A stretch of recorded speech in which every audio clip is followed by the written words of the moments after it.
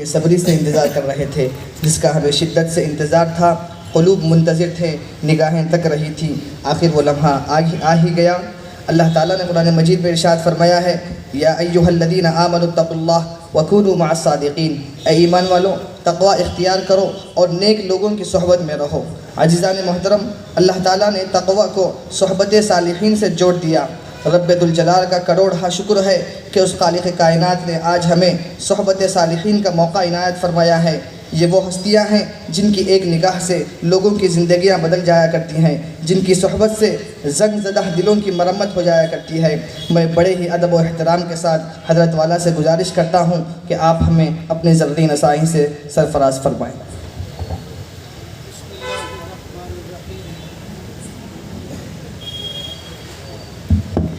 بسم اللہ الرحمن الرحیم، الحمد للہ وکفی وسلام علی عبادہ الذین اصطفی، اما بعد، اعوذ باللہ من الشیطان الرجیم، بسم اللہ الرحمن الرحیم، کتب علیکم الصیام کما کتب علی الذین من قبلکم لعلکم تتقون۔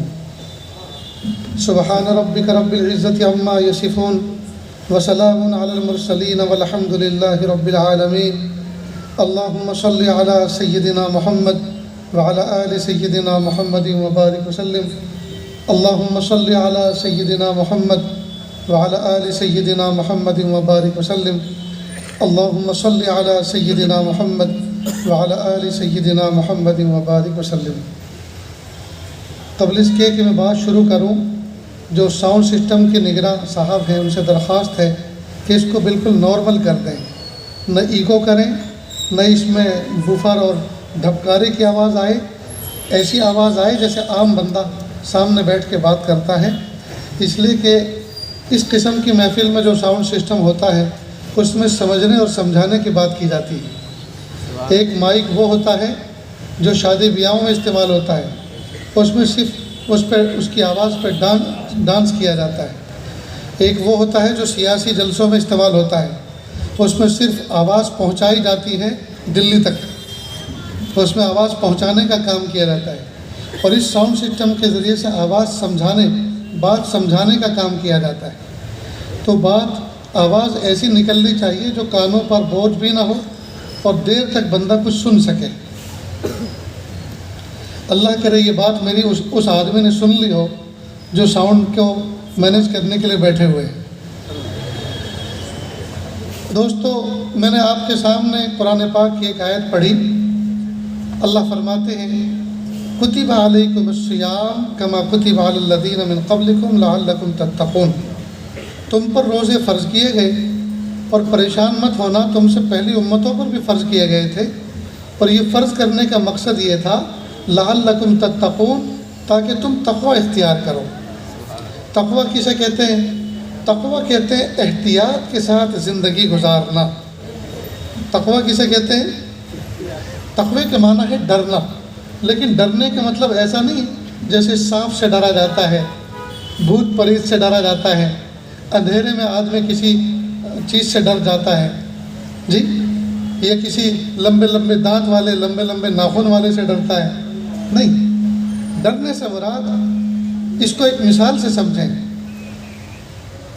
جیسے ایک بچہ ہے، وہ کوئی اسکول کے اندر غلطی کرتا ہے، تو اس کا کلاس فیلو اس کو کہتا ہے تیرے ابو سے کہوں گا، تیرے ابو سے کہوں گا۔ تو بچہ ڈر جاتا ہے کہ نہیں، پلیز مت کہنا، میں تمہیں چاکلیٹ دیتا ہوں، میں تمہیں چائے پلاتا ہوں، میں تمہیں ناشتہ کراؤں گا، پلیز مجھے میرے ابو سے مت کہنا۔ تو کیا اس کے ابو شوٹر ہیں؟ اس کو مار دیں گے، کل کر دیں گے؟ یا اس کے ابو اٹھا کے پھینک دیں گے؟ کوئی باڈی بلڈر ہے؟ وہ ڈر کیوں رہا ہے؟ وہ اس لیے نہیں ڈر رہا کہ ابو اس کے شوٹر ہیں، وہ تو مشفق ہیں۔ ابو اس کے کوئی بہادر ایسے ہیں کہ پہلوان کی طرح اٹھا کے پھینک دیتے، ایسا نہیں ہے، بلکہ وہ ڈر اپنے والد کے ادب کی وجہ سے رہا ہے کہ ابا اس کی فیس کا انتظام کرتے ہیں، اس کے کھانے پینے کا، ٹوائز کا انتظام کرتے ہیں، اس کی تربیت کا انتظام فرماتے ہیں، اس کے لیے موٹر بائک کا، ڈیزل پیٹرول کا انتظام کرتے ہیں۔ اتنے مشفق باپ کو اگر یہ پتہ چلا کہ میرا بیٹا ایسا نافرمان ہے تو ابا کا دل ٹوٹے گا، ابا کو برا لگے گا، ابا کو تکلیف ہوگی۔ تو اپنے والد کے ادب اور احترام کی وجہ سے وہ ڈر رہا ہے۔ تو ہم اللہ سے ڈریں اللہ کے ادب، عظمت اور احترام کی وجہ سے۔ یا ایھا الذین آمنوا اتقوا اللہ، اے ایمان والو تقوی اختیار کرو، اللہ کا ڈر اختیار کرو۔ ڈرنے کا مطلب یہ نہیں کہ اللہ ظالم ہے اس لیے ڈرو، بلکہ اللہ عظیم ہیں، اللہ پیارے ہیں، اللہ خالق ہیں، مالک ہیں، غفور الرحیم ہیں۔ اتنے عظیم اور کریم ذات کے بندے ہو کر جی ہم کوئی ایسی حرکت نہ کریں کہ جو اللہ کو ناراض کر بیٹھے۔ تو اللہ کے ادب اور احترام کی وجہ سے ڈریں۔ تو رمضان کا مقصد کیا بیان فرمایا کہ تم پر روزے اس لیے فرض کیے گئے جیسے پہلی امت پر بھی فرض کیے گئے تھے، اور مقصد اس کا یہ ہے کہ تم تقوی اختیار کرنے والے بن جاؤ۔ جب آپ نے اس اسٹیج پر بینر پر عنوان ہی استقبال رمضان لکھ دیا ہے تو چند باتیں اس سے متعلق سن لیں، بات مجھے اور بھی کرنی ہے، لیکن اتنی بات یاد رکھنا کہ انشاءاللہ بات لمبی نہیں ہوگی، اس لیے کہ عشاء کے بعد کوئی ایسی گفتگو کرنا جو فجر کی نماز کو متاثر کر دے میں اس کو مناسب نہیں سمجھتا۔ وہ دین کی بات کیا ہوئی جس میں دین پھیلایا دین کو مٹا کر، یہ کون سی دین کی بات ہوئی؟ اور ہاں ایک بات کا اظہار کرنا چاہتا ہوں، مجھے شہر کرنول سے محبت ہے، یہاں کے علماء سے محبت ہے، یہاں کے عوام نوجوانوں سے محبت ہے، اس لیے کہ سارے کے سارے دیکھنے میں ایسے لگتے ہیں جیسے ایک ہی ماں باپ کی اولاد ہے۔ اللہ کرے جیسا دکھتے ہیں ایسے حقیقت میں بن بھی جائیں۔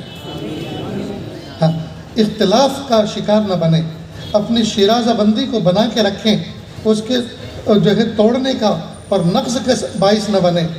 جی جس طرح مل کر بیٹھے ہیں ایسے دلوں سے بھی جڑے رہیں، ایسے دلوں سے بھی جڑے رہیں۔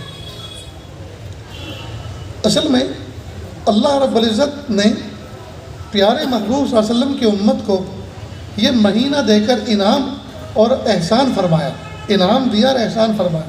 وہ کیا؟ پہلی امت کی عمریں کئی سو سال، کئی ہزار سال تھی، کئی ہزار سال۔ ایک نبی نے اپنی امت میں جن کی عمر کئی ہزار سال تھی، اس میں ایک بوڑھی عورت کے سامنے کہا، بوڑھی عورت کے سامنے کہا، بوڑھی عورت ان سے دعا کے لیے آئی، دعا کے لیے کہنے کے لیے، کیا میرا بچہ ہے بیمار ہے دعا کر دیجئے۔ کہ بچے کی عمر کیا ہے؟ کہ 200 سال۔ فرمایا کہ ایک نبی آخر میں ایسے آئیں گے جن کی امت کی عمر ہی کل 60-70 سال ہوگی۔ کہیں تعجب کیا اس نے، بوڑھی عورت نے کہا وہ شادی بھی کریں گے؟ کہ ہاں شادی بھی کریں گے، گھر بھی بنائیں گے، MP MLA بھی بنیں گے، اور 60-70 سال میں عزتیں پہ آئیں گے اور سب کچھ کر کے دنیا سے رخصت ہو جائیں گے۔ تو بوڑھی عورت نے کیا معلوم، اگر میں اس امت میں پیدا ہوتی تو میں تو ایک سجدے میں یہ ساری عمر گزار دیتی۔ کیا حوصلے تھے ان کے۔ تو اس امت کی عمر واقعی بہت شارٹ ہے، بہت تھوڑی سی ہے۔ تو پہلی امتوں نے اتنے سارے اعمال کیے، جو ایک عورت 60-70 سال کا سجدہ کرنے کی ہمت رکھتی ہو تو اس نے کتنی کچھ عبادتیں کر رہی ہوں گی۔ تو حضور پاک صلی اللہ علیہ وسلم کے دل کو اور جذبات کو دیکھتے ہوئے پیارے اللہ نے اس امت پر رمضان مبارک کا مہینہ دیا، تاکہ اس مہینے کے اندر اتنے اعمال کرے، ایسے اعمال کرے اور ایسی کوالٹی اور ایسی کوانٹٹی کرے کہ پہلی امتوں سے بھی اعمال میں بڑھ جائے۔ چنانچہ رمضان مبارک کا مہینہ ایسا ہے، اس مہینے کے فرض 70 فرضوں کے برابر اور نفل فرضوں کے برابر اجر رکھتے ہیں۔ نیز سحر و افطار کے موقع پر جو دعا کرے جو مانگے اللہ وہ عطا فرماتے ہیں۔ اس کے علاوہ آخری عشرے میں طاق راتیں ایسی ہیں کہ اس میں اگر عبادت کرے گا تو ہزاروں سال عبادت کرنے کا اجر ملے گا، اور 27 شب میں اور زیادہ اجر، اور شب عید میں اگر عبادت کرے گا تو پورے رمضان میں جو کچھ عبادت کی اس سے زیادہ ملے گا، اور عید کی صبح میں جلدی عیدگاہ جائے گا اور اللہ سے مانگے گا تو جو مانگے گا اللہ عطا فرمائیں گے، اور پھر اللہ فرمائیں گے جاؤ بخشے بخشائے اپنے گھروں کو چلے جاؤ۔ تو اس امت کو اللہ پاک نے رمضان مبارک کا مہینہ تحفے کے طور پہ عطا فرمایا۔ اور دیکھو سیٹنگ کیسی بہترین کی۔ انسان کے 2 دشمن ہیں، ایک باہر کا ایک اندر کا۔ باہر کے دشمن کو شیطان کہتے ہیں، اندر کے دشمن کو اس کا نفس کہتے ہیں۔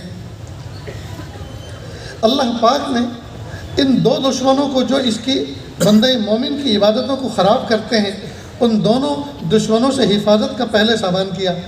شیطان کو اریسٹ کرا دیا. عید کا چاند دکھتے کے ساتھ ہی شیطان کی دھر پکڑ شروع اور وہ اریسٹ ہو جاتا ہے تاکہ میرے بندوں کی رمضان کی عبادت میں یہ خلل اندازی نہ کرے، دخل اندازی نہ کرے، خراب نہ کرے. اندر کا دشمن جو نفس ہے اس کو بھوک اور پیاس کے ذریعے سے چرمرا دیا. لہٰذا شام کے وقت اگر کوئی بندہ عصر کے بعد کسی کو کہے کہ چلو ایک پکچر دیکھتے ہیں، کہ دماغ خراب ہو گیا ہے، یہ وقت افطار کا ہے، قرآن پاک کی تلاوت کا ہے، مجھے تو تلاوت کرنی ہے. تو کوئی دعوت گناہ بھی دے تو بھی بندہ گناہ کرنے کے لیے تیار نہیں، اس لیے کہ اس وقت چرمرا کے بالکل ایسی حالت ہو جاتی ہے سوائے دعا اور ذکر و اذکار تلاوت کی کوئی چیز اچھی لگتی نہیں. تو اندر کا دشمن ایسے کمزور کر دیا. لیکن اللہ جانتے ہیں پھر بھی یہ میرے بندے کریں گے کچھ نہیں، تو ریٹ بڑھا دیا، اعمال کا ریٹ، کہ فرضوں کا ثواب 70 فرضوں کے برابر، نفلوں کا ثواب فرضوں کے برابر. لہٰذا میرے بندوں چھوڑنا مت، پکا کے عبادت کرنا. پھر دیکھا کہ یہ اگرچہ کتنے ہی ان کے لیے انتظام کر دو لیکن یہ خوگے رہیں سستی کے، تو کہا دعا مانگ لو. دعا مانگنا تو آسان ہے تمہارے لیے، سحر افطار کے وقت پہ جو دعا کرو گے میں تمہاری دعا کو قبول کروں گا. اب یہ ذرا ایک کنسیپٹ کلیئر کرنا ہے. آپ لوگ زمانے سے سنتے آ رہے ہیں کہ اللہ تعالیٰ دعاؤں کو قبول کرتے ہیں. جی جمعہ کی شام میں دعا قبول کرتے ہیں، 2 خطبے کے درمیان دعا قبول کرتے ہیں، رمضان مبارک میں سحر افطار کے وقت دعا قبول کرتے ہیں، 27 شب میں دعا قبول کرتے ہیں، عید کی رات میں کرتے ہیں اور عیدگاہ میں عید کے میدان میں کرتے ہیں. لیکن آپ سوچ رہے ہوں گے ایک زمانے سے شہر کرنول کے اندر چوراستے پر ایک بڑا سا شاپنگ سینٹر مانگ رہا ہوں، وہ تو مل نہیں رہا، تو دعا کہاں سے قبول ہوتی ہے؟ کیا گورنمنٹ آف اسکائی میں بھی گھوٹالہ چلنے لگا ہے؟ وہ بھی کہنے لگے کہ تمہارا دن بدل دیں گے اور یہ کر دیں گے اور یہ آ جائے گا، اور آتا واتا تو کچھ ہے نہیں. تو کیا اللہ تعالیٰ کے وعدوں میں بھی کچھ وعدہ خلافی ہو رہی ہے؟ خدا کی قسم اللہ سے سچا، اللہ سے بڑا کوئی ہو سکتا ہے؟ اس کے پاس تو نعمتوں کے خزانے ہیں اور اس کے کسی کام کے نہیں ہیں، اس نے بنائی ہیں دینے کے لیے، بس ہم لینے والے بن جائیں. تو ایک کنسیپٹ ہے یہاں، ایک شک ہے کہ دعا مانگ رہے ہیں قبول کیوں نہیں ہوتی. ایک بات سمجھ لیں دوستو، اللہ نے فرمایا ادعونی استجب لکم. اللہ کا وعدہ سچا، اللہ کے نبی سچے، اللہ کا فرشتہ سچا، سچے فرشتے کے ذریعے سچے کلام میں سچے نبی پر اللہ نے فرمایا ادعونی استجب لکم، مجھ سے مانگو میں تمہاری دعاؤں قبول کروں گا. تو پھر قبول ہو کیوں نہیں رہی؟ اس کا یہ مطلب ہرگز نہیں ہے کہ جو مانگو وہی ملے گا اور جس وقت مانگو اسی وقت ملے گا، ایسا نہیں، ایسا نہیں. سوال یہ پیدا ہوتا ہے پھر یہ کیوں کہا مانگو دوں گا؟ اللہ نے فرمایا ہاں مانگو میں دوں گا. تو اللہ تعالیٰ کے دینے کے کچھ فارمیٹ ہیں، کچھ انداز ہیں، اس کو ذرا سمجھ لو. اگر جو مانگے اسی وقت ملے اور جس وقت مانگے، جو مانگے وہی ملے اور جس وقت مانگے اسی وقت ملے، تو سارا کا سارا کائنات کا نظام درم برم ہو جائے گا. مثلا اگر اس آیت کا مطلب یہی ہے جو مانگو کہ وہی دیں گے اور جس وقت مانگو اسی وقت دیں گے، تو کوئی ایم ایل اے نہیں رہے گا، ایم پی نہیں رہے گا، اور کوئی دلہا نہیں رہے گا. نظام درم برم ہو جائے گا کہ نہیں؟ اس لیے کہ مان لو تھوڑی دیر کے لیے کہ اللہ نے کہہ رکھا جو مانگو گی میں دوں گا، تو راہ چلتے ہوئے کسی خوبصورت عورت کو دیکھے گا اور فوراً دعا کرے گا اللہ اس کا شوہر مر جائے، یہ مجھے مل جائے، تو بربادی آئے گی کہ نہیں آئے گی؟ ایم ایل اے صاحب کو دیکھو، یہ تو شیروانی میں بڑے اچھے لگ رہے ہیں، یہ تو گاڑی سے اترتے ہوئے بڑے اچھے لگتے ہیں، چلو اللہ ان کو ہٹاؤ مجھے بلاؤ. تو اگر دعا اسی وقت قبول ہوگی تو ان کا کیا؟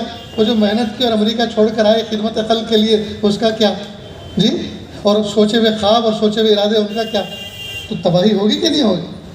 ایک چھوٹا سا بچہ راستے میں مرسیڈیز کار کو جاتے ہوئے دیکھ لے کہ اللہ مرسیڈیز دے دیجئے، حالانکہ اس کے جھپڑے کا ٹھکانہ نہیں، پارکنگ کا ٹھکانہ نہیں، جو ہے محلے میں گلی میں گاڑی آ نہیں سکتی اور اس کی دعا قبول ہو رہی ہے، تو تباہی مچے گی کہ نہیں مچے گی؟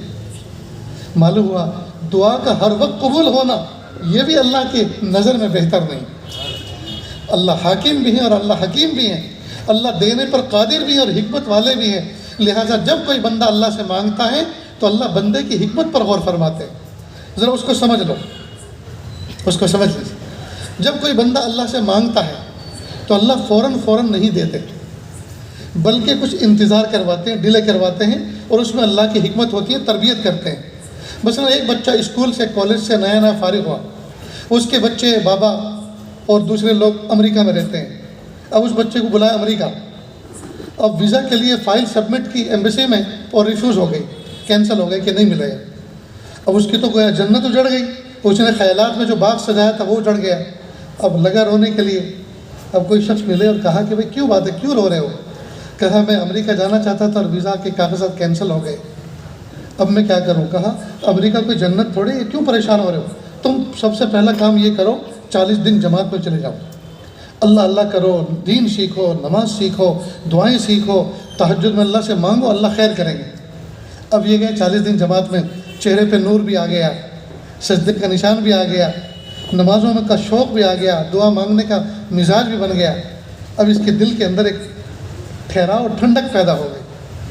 ٹھیک، جب یہ جماعت سے آیا پھر کہا کہ اب کیا ارادہ ہے کہ دوبارہ فائل سبمٹ کرنی ہے. کہا کتنے دن میں؟ کہ 15-20 دن اور لگیں گے. کہ سنو، جماعت پہ تو جا کر آئے، نماز پہ تو آگے، ایسا کرو کسی اللہ کے ولی کی صحبت میں جاؤ اور ان کے خانقاہ میں جا کر کچھ دن ٹھہرو اور وہ جو معمولات اور ذکر و اذکار بتائیں وہ کرو، انشاءاللہ اور روحانی ترقی ہوگی. اب یہ وہاں چلا گیا. اب انہوں نے سمجھایا پیسہ اللہ کی نعمت ہے، اس کو کیسے استعمال کیا جاتا ہے، اللہ کی نعمتوں کو کیسے یوز کیا جاتا ہے، نگاہوں کی کیسی حفاظت کرنی چاہیے، نمازوں کو کیسے سکون سے پڑھنا چاہیے، سونا کیسے چاہیے، اٹھنا کیسے چاہیے، خدمت خلق کیسی کرنی چاہیے، بڑوں کا ادب و احترام کیسے، چھوٹوں پر شفقت کیسے، پڑوسیوں کے ساتھ بیہیو کیسے، سفر میں کیسے، حضر میں کیسے. گویا انہوں نے زندگی کا پورا سسٹم سمجھایا. اب 15 دن بھی پورے ہو گئے، اس نے فائل سبمٹ کی اور ویزا لگ گیا. اب سوال یہ پیدا ہوتا ہے یہ ویزا کس نے دیا؟ اللہ کی طرف سے. تو اسی اللہ نے 40 دن 15 دن پہلے کیوں نہیں دیا؟ ہاں، اس میں حکمت تھی. نیا نیا اسکول سے نکلا تھا، اندر کلاس فیلوز کے ساتھ ساتھ رہ کر بہت سے گناہ کی عادت بن گئی تھی. اب اگر یہ امریکہ جاتا اور ڈالر کماتا تو اپنے اسی فرینڈ سرکل میں ڈالر بھیجتا اور کہتا گناہ کی پارٹی کرو اور فلاں گناہ کرو فلاں کرو. اللہ کی دھرتی پہ بوجھ بنتا، اللہ کی دھرتی پہ اشانتی پھیلاتا. ویزا نہیں ملا، دل ٹوٹا. جماعت میں گیا، نمازیں پڑھی، پابند صوم و صلات بنا، اللہ سے دعا کرنے والا بنا، ایمان بنا، جذبات بنے، اللہ والے سے جوڑا تو اللہ کی نعمت کی قدردانی آئی. اب ویزا مل گیا. اب وہاں کے ڈالر اس کو نقصان نہیں دیں گے، وہاں کے ننگ دھڑنگے لوگ اس کو نقصان نہیں دیں گے، وہاں اس کی نگاہ کی حفاظت ہوگی. اس سرزمین پہ بھی یہ نمازوں کے ساتھ جیے گا، بڑوں کے احترام کے ساتھ، چھوٹوں کی شفقت اور پیار کے ساتھ، خدمت خلق کے ساتھ جیے گا. تو یہ رہے گا پردیس میں لیکن وطن کے لوگوں کا اور غریبوں کا اور مسکینوں کا خیال رکھے گا. پہلے اگر چلا جاتا تو گناہوں کو بڑھاتا، اب جائے گا تو اب نیکیوں کو بڑھائے گا. تو یہ ہے اللہ تعالیٰ کی طرف سے دعا کی قبولیت میں تاخیر کی ایک حکمت. کئی مرتبہ ایسا بھی ہوتا ہے کہ ماں باپ اپنے بچے کو جو چیز دیتے ہیں تو وہ جو مانگ رہا ہے وہ نہیں دیتے. مثال کے طور پر ایک بچہ ہے جو کئی مرتبہ مہمانوں سے مانگ لیتا ہے، گھر میں آئے مہمان سے پیسے مانگ لیتا ہے، یا دروازے کے باہر کوئی چیز بیچنے کے لیے، کھانے پینے کے لیے تو اس سے مانگ کے کھا لیتا ہے. تو ایک باعزت گھر کا ایک بچہ اس طرح مانگ کر کھائے یا مہمان کی جیب میں ہاتھ ڈالے تو یہ تو شرافت کے اور وقار کے خلاف ہے نا.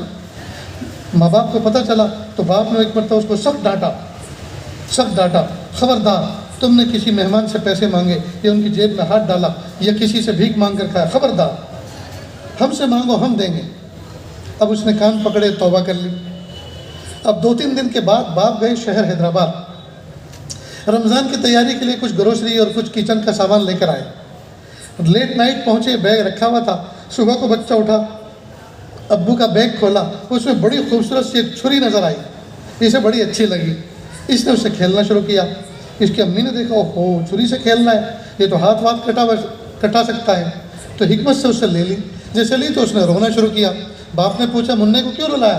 کہ یہ چھری سے کھیل رہا ہے. کہا ہاں مت دو اس کو.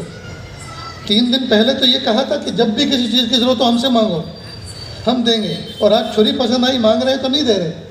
تو جھوٹ ہے کہ نہیں؟ لیکن سچ بتاؤ دوستو، نادان بچے کو چھری مانگنے پر چھری کھیلنے کے لیے دینا، کہ یہ عقل مندی ہے؟ یہ عقل مندی تو نہیں ہے نا. ٹھیک اسی طرح اچھا، اب جب بچہ رو رہا ہے اور چھری نہیں دے رہے تو کیا اس کو روتے ہوئے ایسے ہی چھوڑ دیں گے؟ نہیں، چھری سے اچھی چیز، کوئی کیڈبری چاکلیٹ فریج میں سے نکال کے دیں گے، کوئی پھل دیں گے، کوئی اور چیز دیں گے، کوئی کھلونا دیں گے یا نقد پیسے دیں گے. چھری سے بہتر جو چیز بچے کے حق میں ہے وہ دیں گے. ٹھیک اسی طرح بندہ کئی مرتبہ اللہ سے کوئی چیز مانگتا ہے، لیکن اللہ کے علم میں وہ چیز اس بندے کے حق میں چھری سے زیادہ خطرناک ہوتی ہے، تو اللہ وہ نہیں دیتے، اس سے بہتر چیز عطا فرماتے ہیں۔ اس بات کو اچھی طرح سمجھ لو دوستو۔ اب سوال یہ پیدا ہوتا ہے پھر دعا کیسے مانگیں؟ اللہ نے تو کہا مانگو مجھ سے میں دوں گا تم کو، اب مانگ رہے ہیں تو مل نہیں رہا، پتہ نہیں اللہ کی کیا مصلحت ہے، تو پھر کس طرح مانگیں؟ ہاں، یہ ایک اہم موضوع ہے، اس کو سمجھنے کی ضرورت ہے۔ اللہ سے مانگیں۔ مثال کے طور پر آپ کسی جگہ کوئی اپارٹمنٹ بنتے ہوئے دیکھ کر آئے، کوئی بلڈنگ ڈیولپ ہوتے ہوئے دیکھ کر آئے، اس میں آپ کو کوئی شاپ خریدنا ہے یا کوئی فلیٹ خریدنا ہے، تو آپ اللہ سے کہ پیارے اللہ، شہر کرنول میں فلاں جگہ جو بلڈنگ بن رہی ہے، میرے بچے زیادہ ہو رہے ہیں، اب چھوٹا سا گھر ناکافی ہو رہا ہے، مجھے اپنے بچوں کو شفٹ کرنا ہے، مجھے ایک فلیٹ کی ضرورت ہے، اگر آپ کے علم میں اس بلڈنگ کے اندر فلیٹ لینا میرے حق میں بہتر ہے، تو اللہ عافیت کے ساتھ سودا پٹا دیجئے، سودا کروا دیجئے، دلوا دیجئے، اور اگر آپ کے علم میں وہ بہتر نہیں ہے تو یا اللہ اس سے بہتر کوئی جگہ عطا فرما دیجئے اور اس کی طلب اور چاہت کو بھی دل سے نکال دیجئے۔ نہیں سمجھ میں آئی؟ چلو ایک مثال اور دیتا ہوں، ہو سکتا ہے وہ سمجھ میں آ جائے۔ ایک نوجوان لڑکا ہے، اس کو شادی کی ضرورت ہے۔ دیکھو اتنی بات سنتے کے ساتھ ہی مسکراہٹ شروع ہو گئی، معلوم ہے یہ مثال زیادہ سمجھتے ہیں۔ اب اس کو نکاح کی ضرورت ہے، بچہ بالغ ہے، جوان ہے۔ اب ایک فیملی میں، ایک خاندان میں، ریلیٹیو میں کوئی لڑکی ہے، نیک صالح، خوبصورت، نیک سیرت۔ اب یہ لڑکا چاہتا ہے میں وہاں نکاح کروں۔ اب اس نے دعا کرنی شروع کی اور اپنے گھر والوں سے کہا کہ امی فلاں خاندان میں آپ میری طرف سے بات لے کے جاؤ، وہاں میں شادی کرنا چاہتا ہوں۔ اب امی ابا بھی گئے بچے کی محبت میں۔ اب وہاں سے انکار ہو گیا۔ اب جیسے انکار ہوا تو اس کے خوابوں کا محل تہس نہس ہو گیا۔ اب اس نے دعا کرنی شروع کی، اللہ جب وہ مجھے نہیں مل رہی تو اندھی ہو جائے، لنگڑی ہو جائے، لولی ہو جائے۔ اب بیٹی کسی کی اور بد دعا دے رہا ہے، تو کیا یہ بات زیب دیتی ہے اس کو؟ کسی بچے کے لیے بد دعا اس طرح دینا؟ نہیں۔ تو پھر کیا کرے؟ اس کو چاہیے کہ دعا یوں کرے، پیارے اللہ مجھے نکاح کی ضرورت ہے، نکاح مسنون ہے، مجھے نکاح کی ضرورت ہے، میرے ماں باپ کا کے اوپر کندھوں پہ ایک فریضہ ہے، اور نیک صالح لڑکی نکاح میں آنی چاہیے، فلاں خاندان میں جو لڑکی ہے میں چاہتا ہوں وہ میرے حق میں مناسب ہے، اللہ اگر آپ کے علم میں وہ لڑکی میرے نکاح میں مناسب ہے تو یہ اللہ عافیت کے ساتھ سارے انتظامات کر دیجیے، یس میں جواب دلوا دیجیے، اور اگر آپ کے علم میں وہ لڑکی میرے لیے مناسب نہیں ہے تو یا اللہ اس کو مجھ سے بہتر اور مجھے اس سے بہتر عطا فرما دیجیے، اور اس کی طلب کو بھی میرے دل سے نکال دیجیے۔ اس لیے کہ پریشانی کہاں ہوتی ہے، ملی تو ہے نہیں، قسمت میں تو ہے نہیں، لیکن اس کی یاد تڑپا رہی ہے، پریشان کر رہی ہے، تو اللہ اس کی طلب کو بھی دل سے نکال دیجیے، اس کو مجھ سے بہتر اور مجھے اس سے بہتر عطا فرمائے۔ تو یہ دعا کا مضمون یاد رہے گا دوستو؟ کہا کہ آپ کہو کہ اس سے بہتر مضمون اور کیا ہو سکتا ہے، یہ تو خوب یاد رہے گا۔ میرے بھائیو، یہ دین انتہائی آسان ہے، یہ دین انتہائی آسان ہے، ہمیں چاہیے کہ ہم دین کی خوبیاں، اس کی آسانیوں کو سمجھیں۔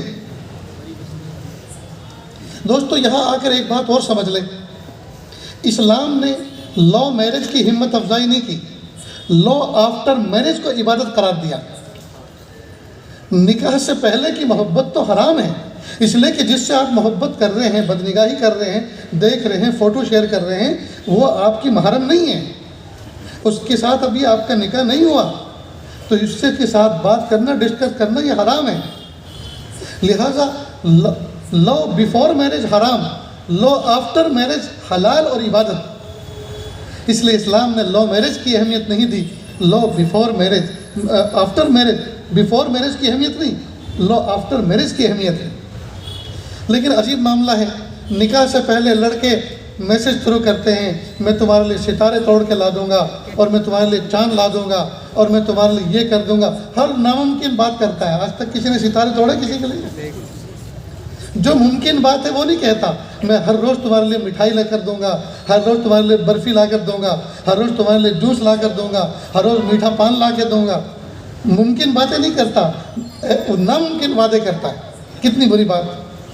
اور ہماری جو بچیاں ہیں بیچاری، یہ ایسے آوارہ عاشقوں کے دھوکے میں آ کے ماں اور باپ تک کو بھول جاتی ہے۔ اس لیے ایک اہم ٹاپک، اور سلگتے ہوئے ٹاپک پر میں آپ کی توجہ کو لانا چاہ رہا ہوں، اور پردے میں بیٹھی ہوئی میری ماں بہنیں، یہ دنیا میں جہاں بیٹھی ہوئی ہیں، جو میری اس بات کو سن رہی ہیں وہ ان باتوں پر دھیان دیں۔ اور میں ایک مرد ہوں، مردوں کی نفسیات سے واقف ہوں، اس لیے میری باتوں کو ذرا اہمیت سے سنیں۔ یہ مرد بڑا موقع پرست ہوتا ہے، یہ اپنی خواہشات اور شہوات کو پورا کرنے کے لیے ایک عورت کو کیا کیا کہہ دے کوئی بعید نہیں، یہ حور کہہ دے، پری کہہ دے، یہ پتہ نہیں کیا کیا کہہ دے، اور سامنے والی بچی، سامنے والی عورت اتنی بھولی بھالی ہوتی ہے، وہ اس کے جھوٹے اور مکار اور مکر فریب جملوں میں آ کر وہ سب کچھ اس کے لیے قربان کرنے کے لیے تیار ہو جاتی ہے۔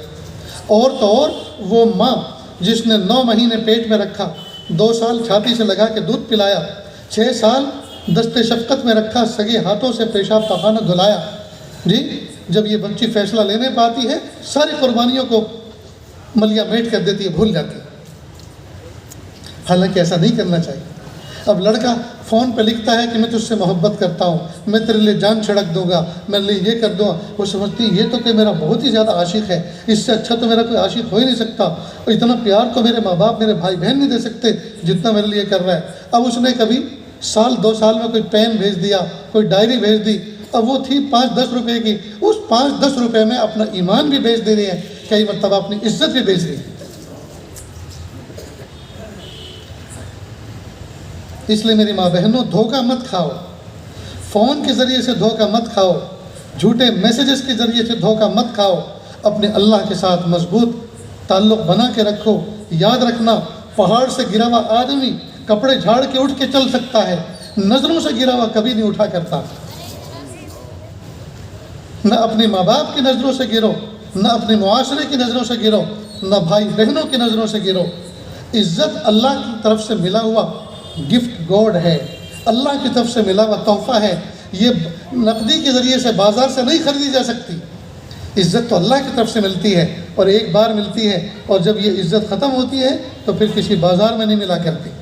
اس لیے اپنی عزت و آبرو کا خیال رکھیں، اپنے خاندان کا، ماں باپ کا خیال رکھیں۔ نیز نکاح ہونے کے بعد میاں بیوی کو چاہیے کہ وہ سچی محبت کا رشتہ قائم کریں، سچی محبت کا رشتہ قائم کریں۔ میاں بیوی دونوں کو چاہیے صاف ستھرے رہیں۔ اسلام نے خود ایک کوڈ دیا ہے ہمیں، جی النظافۃ نصف الایمان، الطہارۃ شطر الایمان، او کما قال علیہ الصلوۃ والسلام۔ نظافت تو آدھا ایمان ہے، نظافت صفائی تو ایمان کا حصہ ہے۔ اب عورتیں اور بہت سے مرد بہت سے عاملین کے چکر کاٹتے پھر رہے ہیں اور کہتے ہیں دعا کرو میری بیوی مجھ سے محبت کرتی ہو جائے، اور وہ کہتی ہے دعا کرو میرے شوہر مجھ سے محبت کرتے ہو جائے۔ اللہ کی بندی، کسی تعویذ کی ضرورت نہیں، اللہ نے تو تجھے خود ایسا جادو بنایا ہے کہ تو پوری دنیا پر حکومت کر سکتی ہے۔ اس لیے ایک تو صاف ستھرے رہیں۔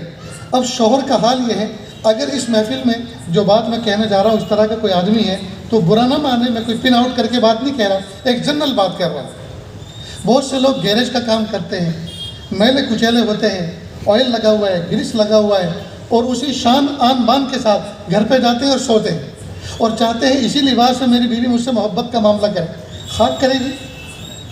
ارے تیرے اندر مرے ہوئے کتے کی سی بدبو آ رہی ہے تو بیوی تجھ سے کہاں سے محبت کرے گی؟ اسلام میں صفائی ستھرائی کا نظام بنائے۔ گھر پہ جاؤ، جاب شاپ کے کپڑے اتارو اور گھر کے بہترین صاف ستھرے کپڑے جی بات لو، غسل کرو، کپڑے پہنو، خوشبو لگاؤ، اور اس نیت سے کہ مجھے چونکہ مسجد کے اندر جا کے نماز پڑھنی ہوتی ہے، لوگوں کو میرے پسینے اور بیڈ اسمیل سے لوگوں کو تکلیف نہ پہنچے۔ دوسرا یہ کہ میں جس وطن میں رہتا ہوں یہاں دوسرے مذاہب کے لوگ بھی رہتے ہیں، میرا یہ اچھا صاف ستھرا کپڑا پہننا، لہکتے مہک رہنا، یہ ایک سائلنٹ میسج تھرو ہوگا کہ لوگ سمجھیں گے کہ یار مسلمان میاں لوگ تو لہکتے مہکتے رہتے ہیں۔ نیز جب میں گھر میں جاؤں گا تو میری بیوی میرے قریب بیٹھنا پسند کرے گی، مجھ سے ملنا پسند کرے گی، اور بیوی کا دل خوش کرنا یہ میرا فریضہ ہے، میرے ذمے ہے۔ اور بیوی کو بھی چاہیے کہ شام ہونے سے پہلے، شوہر کے گھر میں انٹری سے پہلے سارے کام کاج سمیٹ کر، باتھ لے کر، صاف ستھرے کپڑے پہن کر، ہلکا پھلکا میک اپ کر کے بیٹھ، تاکہ شوہر آئے تو اس کا دل گدگدا جائے، شوہر آئے تو دل خوش ہو جائے۔ سبحان اللہ، جی میری پیاری بیوی دلہن بیٹھی ہوئی ہے۔ اب بیوی کا حال یہ ہے، شوہر جب آنے والا ہوتا ہے اسی وقت آنگن میں پانی ڈالتی ہے تاکہ آگے پھسل جائے، اسی وقت بال بکھرے ہوئے ہیں، دوپٹہ گلے میں ہیں، دیکھنے میں لگتا ہی نہیں ہے یہ اپنے بیوی اپنے والی ہے یا کام والی ہے. نہیں، صاف ستھرا رہنا چاہیے. یہ اسلام نے ہمیں سکھایا ہے.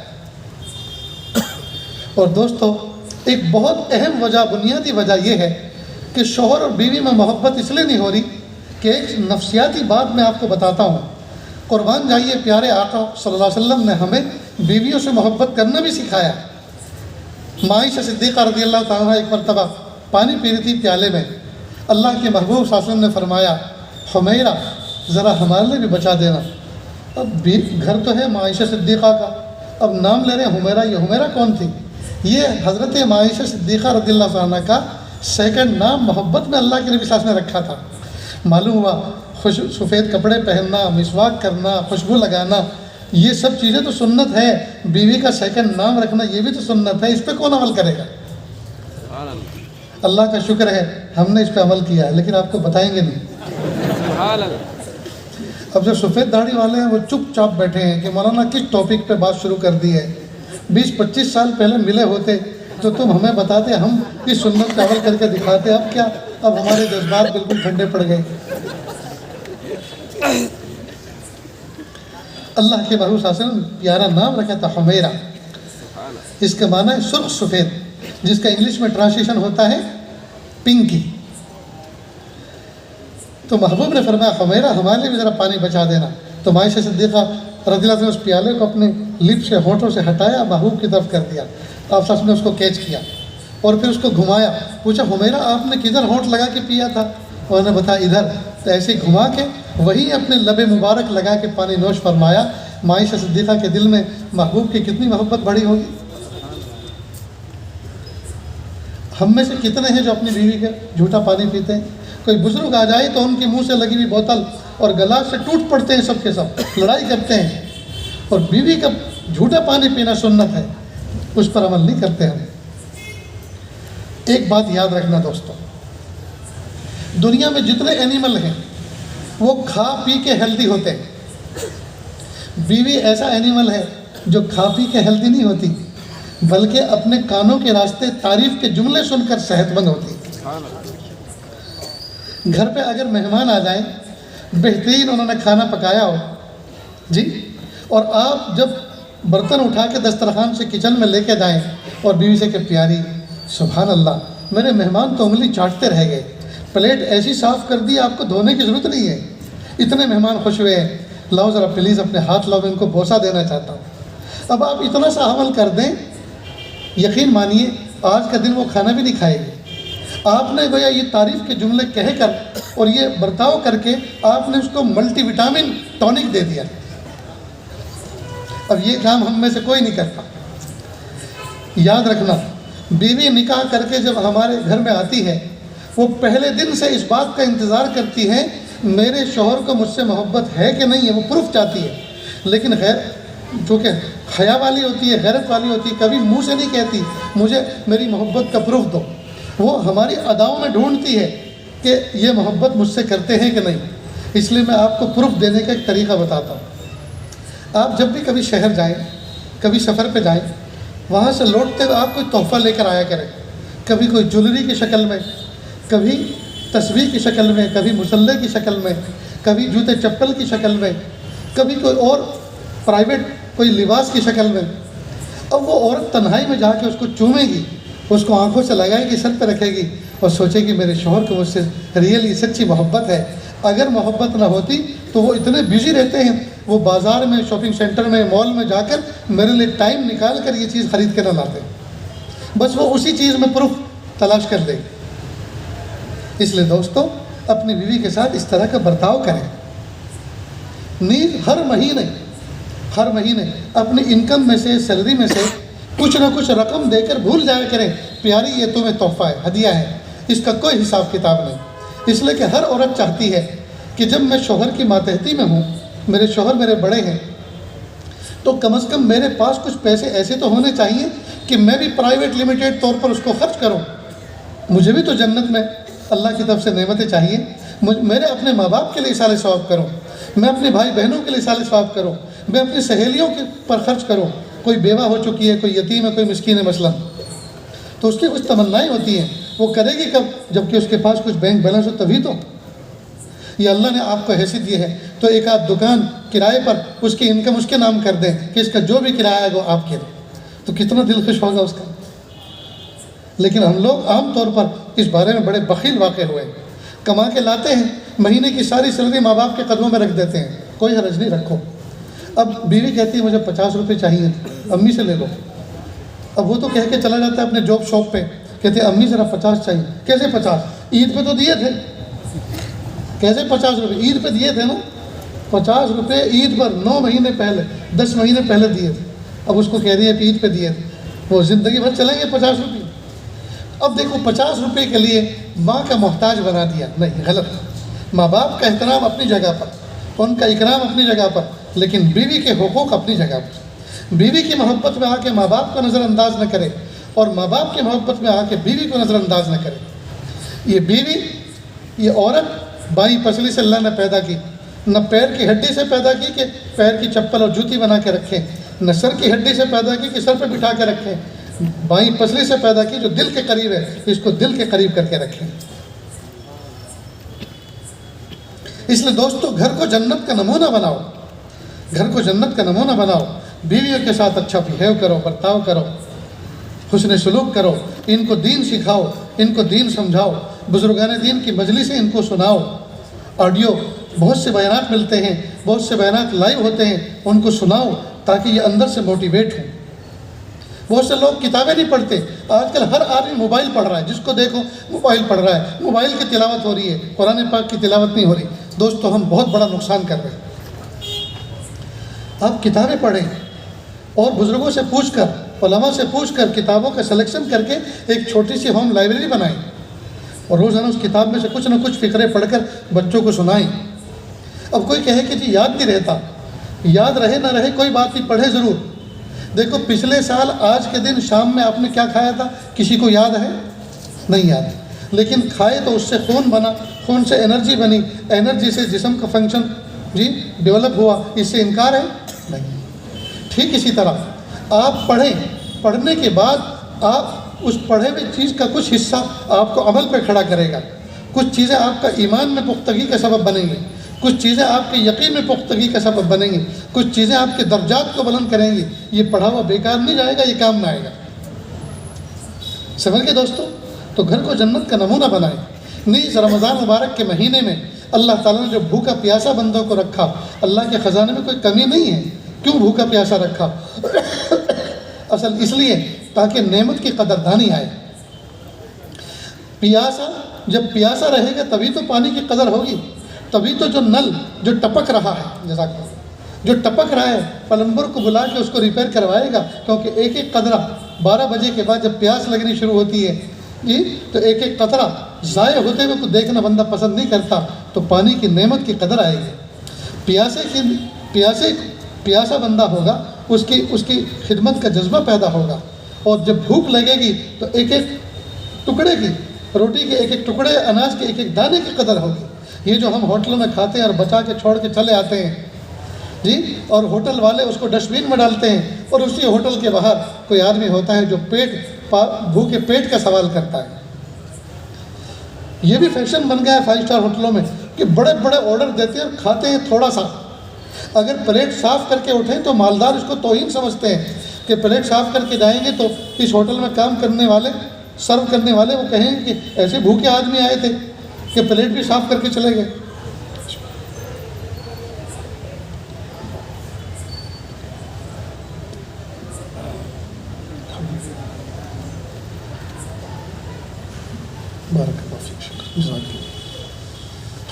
تو اپنے پڑوسیوں کا خیال رکھیں، اور بلا کسی تفریق مذہب کے، انسانیت کی بنیاد پر اللہ پاک نے قرآن پاک میں جگہ جگہ فرمایا یا ایھا الانسان، یہ نہیں کہا یا ایھا المسلمان، یا ایھا الانسان کہا۔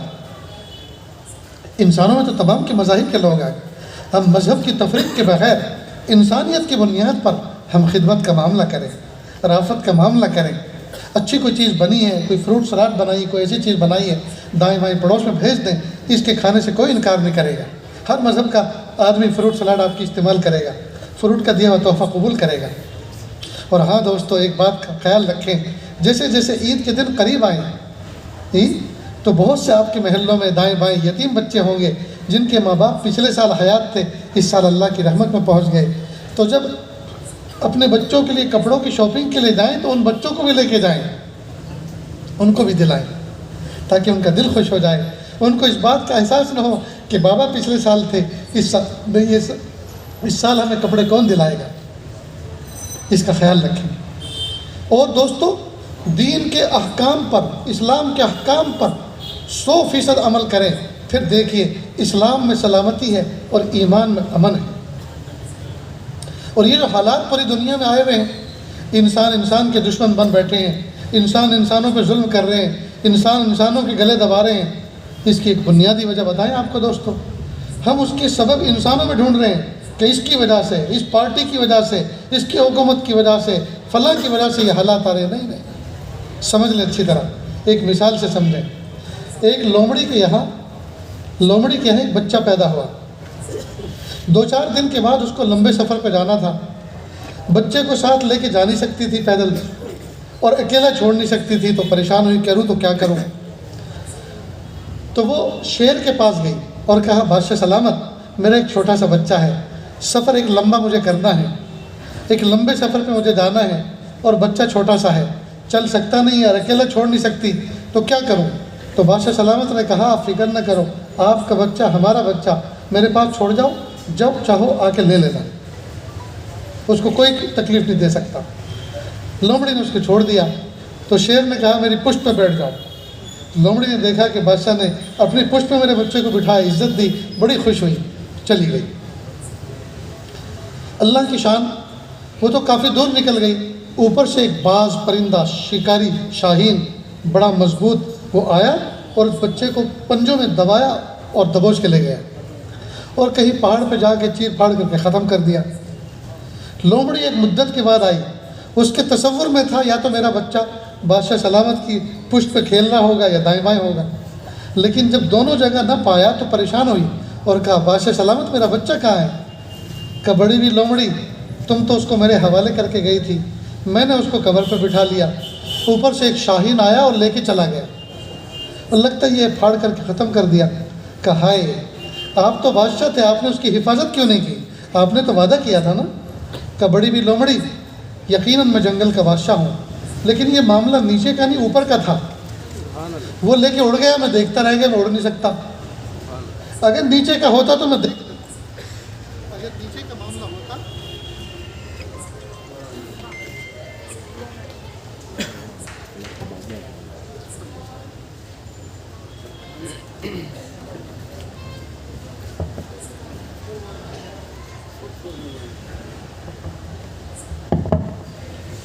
اگر نیچے کا معاملہ ہوتا تو میں دیکھ لیتا۔ جزاک اللہ، اس کی سیٹنگ کو گڑبڑ مت کرنا، ایسی رہنے گا۔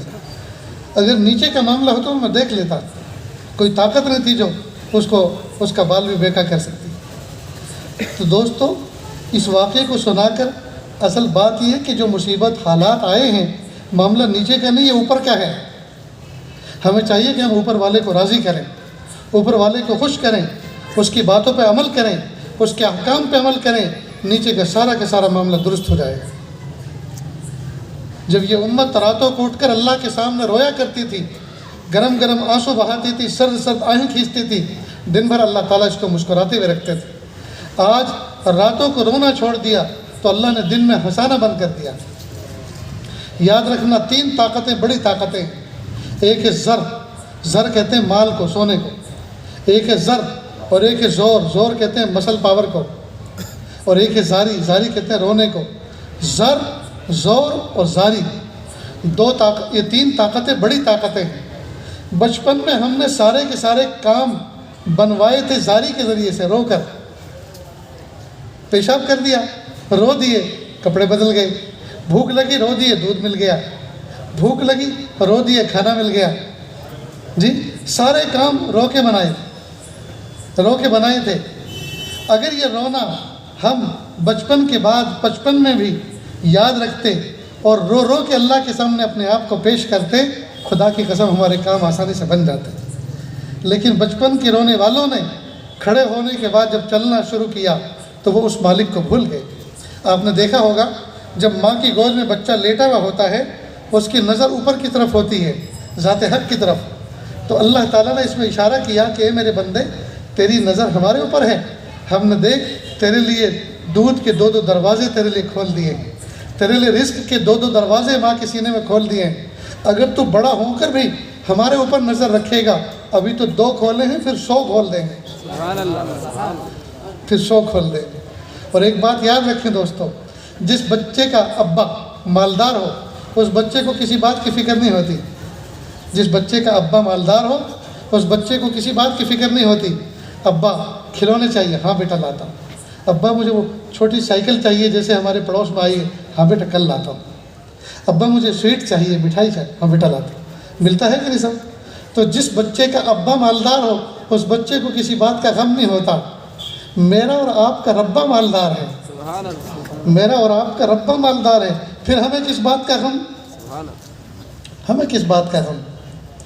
اگر ہم کوئی چیز مانگ رہے ہیں اور وہ نہیں دے رہا تو یہ اس کی مصلحت کے خلاف ہے۔ اس کا مطلب یہ کہ وہ رحیم کریم ذات، وہ خالق و مالک ذات اگر نہیں دے رہی، اس کا مطلب یہ کہ اس کے فیصلے میں کوئی راز ہے، اس کے فیصلے میں کوئی حکمت ہے، ہمیں اس حکمت پر راضی رہنے کا مزاج بنانا چاہیے۔ جیسے میں نے آپ کو شروع میں کہا کہ دعا بھی ہم اس طرح مانگے، اللہ یہ چیز چاہیے، ایسے نہیں اللہ مجھے اس چیز کی ضرورت ہے، اگر آپ کا علم میں یقیناً یہ میری ضرورت کی چیز ہے تو اللہ عافیت سے دے دیجئے، اور اگر آپ کے علم میں یہ چیز مجھے ملنا بہتر نہیں ہے تو اس سے بہتر چیز دے دیجئے، اور اس کی طلب اور شوق کو بھی دل سے نکال دیجئے تاکہ ٹینشن فری رہو۔ تو یہ مضمون دوستو یاد رہے گا، تو ہم اپنے گھروں کو جنت کا نمونہ بنائیں، اپنے گھروں کو جنت کا نمونہ بنائیں، اور میاں بیوی کے تعلقات استوار ہونے چاہیے۔ یہ جو میاں بیوی ہے نا دوستو، اتنا پاکیزہ، اتنا پیارا رشتہ ہے، نہ ان کی لڑائی میں دیر لگتی نہ ان کی صلح میں دیر لگتی، لیکن ذرا حوصلے بلند ہونے چاہیے۔ اگر بیوی غصے میں ہے، بیوی اگر غصے میں ہے، شوہر کو فوراً اس پر غصہ نہیں ہونا چاہیے۔ بیوی کو منانے میں دیر کتنی لگتی ہے؟ میں آپ کو 1-2 ٹپ بتاتا ہوں۔ مثال کے طور پہ وہ غصے میں کچھ بڑبڑا رہی ہے، کھانا پکا رہی ہے، تو آپ اس کو غور سے یوں دیکھتے رہیں، تو غصے میں کیا کہیں گے معلوم؟ کیا دیکھتے ہو؟ تو آپ کہو کہ جب تم غصے میں اتنی پیاری لگ رہی ہو، اگر مسکرا دو تو کتنی اچھی لگو گی۔ اب اس کی ہنسی میں دیر لگے گی بھلا؟ یہ لفظ سن کے وہ ہنسی روک سکتی ہے؟ وہ فوراً ادھر کو منہ کرے گی، بس جدھر کو منہ کرے آپ پہنچ جائیے استقبال کرنے کے لیے۔ بیوی کو منانے میں کتنی دیر؟ جب آپ اپنے جاب پر شاپ پہ گھر سے نکلیں، 2-4 قدم باہر سے نکل کر پھر اندر آؤ، بیوی کہے گی کیوں آئے؟ کہ آج آفس جانے کو دل نہیں کرا، دل چاہتا ہے بس تمہیں دیکھتا رہو، اور وہ کہے گی جاؤ جاؤ اپنا کام کرو۔ کہ ٹھیک ہے تم نکال لی ہو تو جا رہا ہوں، باقی میرا تو جانے کا ارادہ نہیں۔ اب یہ جو آپ نے چھوٹی سی حرکت کی آفس جاتے ہوئے، جاب پہ جاتے ہوئے، اور شام تک اس کے دل میں یہ محبت کا جملہ گدگدی کر دے گا، شام تک وہ فریش رہے گی۔ کبھی کبھی آفس سے، کبھی کبھی جاب سے، شاپ سے آپ چھوٹا سا کال کر لیا کریں، پیاری السلام علیکم۔ وعلیکم السلام، کیا کام ہے؟ کوئی کام نہیں ہے، بس دل چاہ رہا تھا کہ آؤں اور آ کے دیکھ لوں، لیکن آ نہیں سکتا، کمانے بیٹھا ہوں، بس سوچا کہ کم از کم فون پہ آدھی ملاقات تو کر لوں، تمہاری یاد بہت ستا رہی ہے۔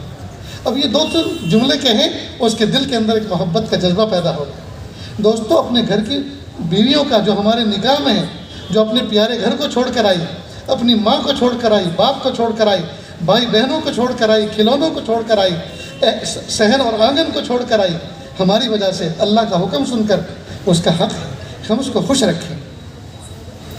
میری وائف نے مجھ سے ایک مرتبہ پوچھا، آپ کو پتہ ہے جب لڑکی رخصت ہوتی ہے اپنے گھر سے نکاح کے دن تو کیسا منظر ہوتا ہے؟ میں نے کہا آپ بتاؤ، آپ رخصت ہوئی تھی، کیسا ہوتا ہے؟ مجھے تو پتہ نہیں، میں تو بہت خوش تھا۔ تو کہا کہ ایک زندہ جنازہ ہوتا ہے جو اپنے پیروں پہ چل کے نکلتا ہے، ایک جنازہ تو وہ ہوتا ہے جو 4 کندھوں پہ نکلتا ہے سوار ہو کر، اور ایک لڑکی وہ جو رخصت ہوتی ہے اپنے گھر سے، مت پوچھو اس کے دل پہ کیا پہاڑ گزرتے ہیں۔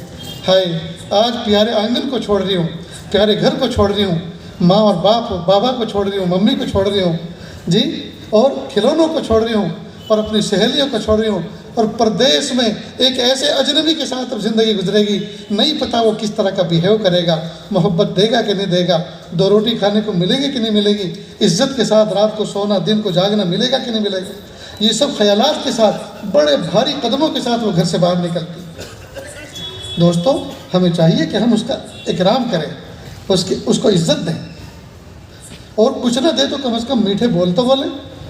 اب مثال کے طور پہ اللہ نہ کرے ہم میں سے کسی کو شوگر کی بیماری لگ جائے، اب بیوی کو کہیں کہ دیکھو پیاری یہ رپورٹ دیکھو، لگتا یہ ہے کہ ہماری قسمت کا میٹھے کا کوٹا ختم ہو گیا، اب ہمیں شوگر لگ گئی، لہٰذا اب ہمیں پھیکی چائے پلایا کرو۔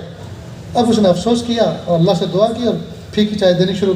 ایک دن اچانک میٹھی چائے بھول سے بن گئی۔ اب ایک شکل تو یہ ہے کہ آپ غصے میں کہیں مار دے مجھ کو، زہر دے دے، میں نے کہا تھا کہ میٹھا مت دے، تجھے تو لگتا ہے نا کہ یہ مرے تو کوئی دوسرا ملے گا۔ اب ایک بات تو یہ ہے آپ اس انداز سے کہیں، اس کا دل ٹوٹے گا۔ اور ایک طریقہ یہ ہے کہ آپ میٹھی میٹھی نگاہوں سے اس کو دیکھیں کہ دیکھو پیاری تم نے پھر وہی حرکت کی، کہا کیا؟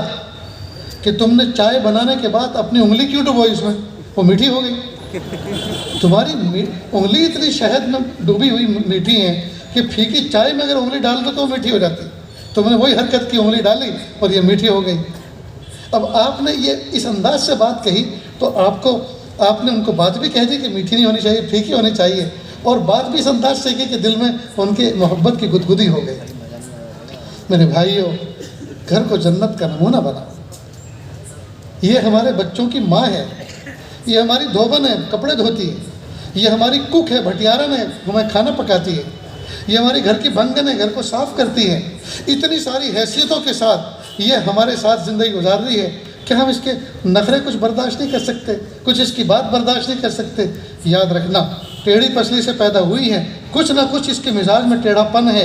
لکڑی ٹیڑھی ہو، اس کو سیدھی کرنے جاؤ گے تو ٹوٹ جائے گی، اس کے ٹیڑھے پن کے ساتھ اس سے فائدہ اٹھا لو۔ اسی طرح اس کو بھی سیدھا کرنے جاؤ گے تو ٹوٹ جائے گی۔ بہتر یہ ہے کہ جیسا ہے ویسا ہی رہنے دو، اور جو باتیں آپ کو بتائیں اس پر عمل کرو، پھر دیکھو اللہ تعالیٰ گھر کو کیسا جنت کا نمونہ بناتے۔ تو کریں گے نا دوستو؟ آخر میں ایک واقعہ آپ کو سناتا ہوں، سنیں اور دل کے کانوں سے سنیں۔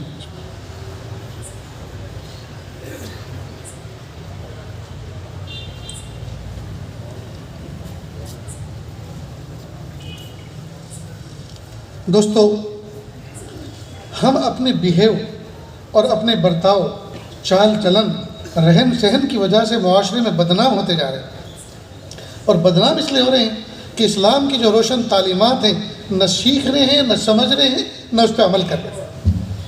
یورپ کا ایک انگریز بغداد آیا، اس زمانے میں جب بغداد میں اسلامی حکومت تھی، اور وہ آیا، اس نے سوچا کہ میں دیکھوں کہ مسلمان کیسے ہوتے ہیں اور اسلام کسے کہتے ہیں۔ چنانچہ وہ دن بھر گھومتا رہا بازار میں، اور بغور سب کو ایک ایک کو دیکھتا رہا، کیسے چل رہے ہیں، کیسے بیٹھ رہے ہیں، کیسے اٹھ رہے ہیں، کیسے برتاؤ کر رہے ہیں۔ اس کو ایک شیونگ مشین کی ضرورت پڑی، وہ ایک دکان پر گیا، لینگویج کا پرابلم تھا، اس نے اپنے بیگ میں سے وہ چیز دکھائی اور کہا یہ چیز آپ کے یہاں ہے؟ دکاندار نے کہا ہے۔ کہا دکھاؤ۔ اس نے دکھایا تو اس نے دیکھا تو پسند آئی وہ چیز۔ کہا پیسے کتنے ہیں؟ اس نے پیسے بتائے، قیمت بھی اس کو مناسب لگی، کہا 1 پیس دے دو۔ اس نے کہا پلیز راستہ کراس کر کے سامنے والی دکان سے سیم کمپنی کی سیم پرائز میں یہ چیز وہاں سے لے لو۔ یہ گیا اور وہاں جا کر کہا یہ چیز ہے کیا ہے؟ دکھاؤ۔ دکھایا تو وہی پہلے والی، قیمت تو قیمت وہی پہلے والی، 1 پیس دے دو۔ اس نے دے دیا، اس نے پیسے دے دی۔ یہ لے کر پہلے والی دکان پر آیا اور کہا کہ آپ کے پاس وہ چیز سیمپل تھی، نمونہ تھی، آگے نہیں تھا آپ کے اسٹاک میں؟ کہ نہیں ہے میرے پاس بہت ساری۔ تو پھر آپ نے مجھے کیوں نہیں بیچا؟ کہا صبح سے اب تک میرے یہاں کئی کسٹمر آ چکے ہیں، میرا آج کا چولہے کا انتظام ہو چکا ہے، میں دیکھ رہا ہوں اس آدمی کے یہاں آدھا دن گزر گیا، صبح سے اب تک کوئی کسٹمر نہیں آیا، اگر آج اس کی یہاں بہنی نہیں ہوگی تو آج اس کا چولہا ٹھنڈا رہے گا، آج اس کے بچے بھوکے سو جائیں گے۔ میں نے سوچا ایک کسٹمر اس کے پاس بھی بھیج دوں۔ یہ بڑا حیران ہوا کہ یہ لوگ ایسا ایک دوسرے کا خیال رکھتے ہیں۔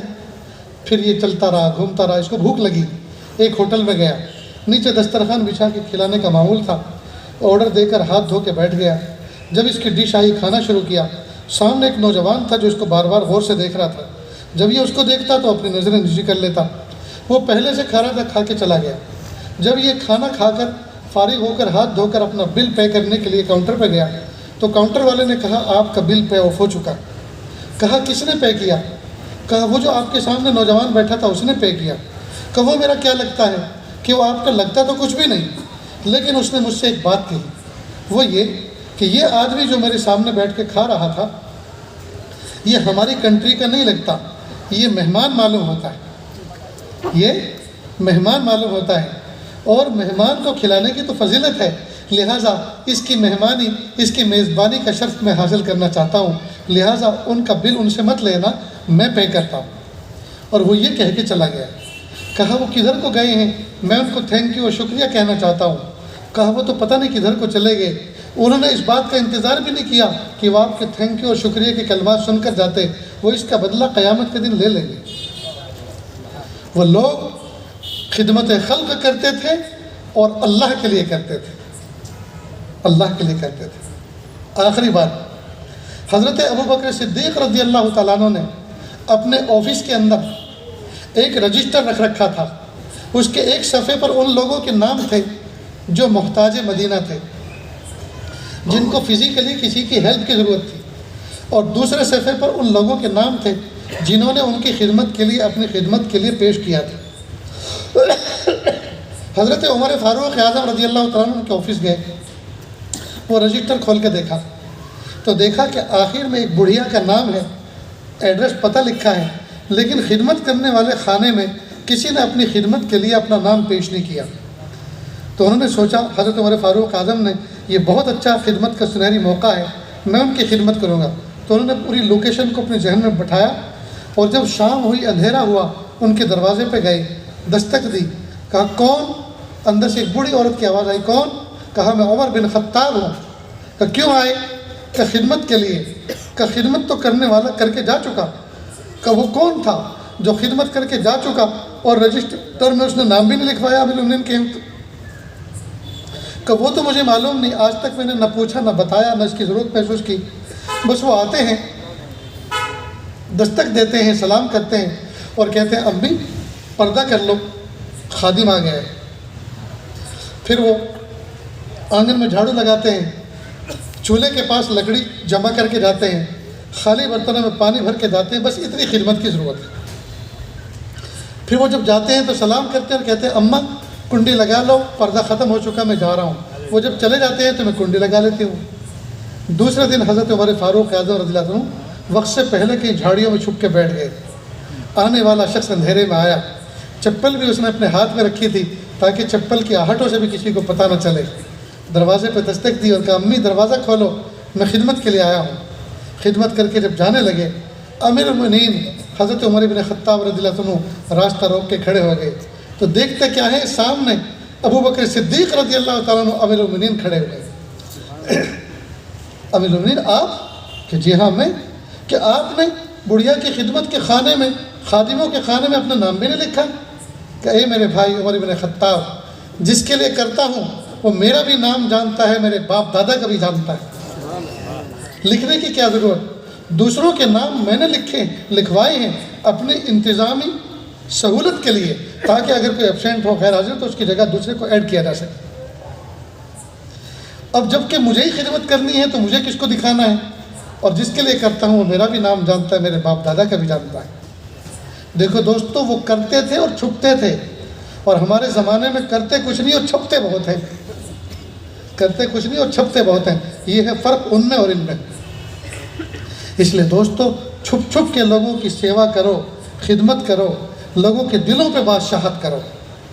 خدمت ایسی چیز ہے جو دلوں پر بادشاہت کرتی، پھر تاج و تخت کی ضرورت نہیں پڑتی، پھر تو لوگ دلوں پہ بٹھاتے ہیں، پھر کرسیوں پر اور تاج و تخت پہ نہیں بٹھاتے، اپنے دلوں میں بٹھاتے ہیں۔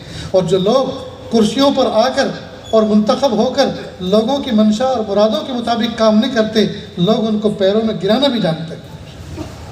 بلکہ لوگ کیا، اللہ تعالیٰ کیا فیصلے ہوتے ہیں کہ جس منصب اور مقصد کے لیے تمہیں پیدا کیا تھا، اس مقصد پہ بٹھایا تھا، تم اس میں ناکام رہے، لہٰذا اب تم سے یہاں سے ڈسچارج کیا جاتا ہے۔ بہرحال اللہ تعالیٰ سے دعا ہے اللہ تعالیٰ کہنے سننے سے زیادہ عمل کی توفیق عطا فرمائے۔ وآخر دعوانا ان الحمد للہ رب العالمین۔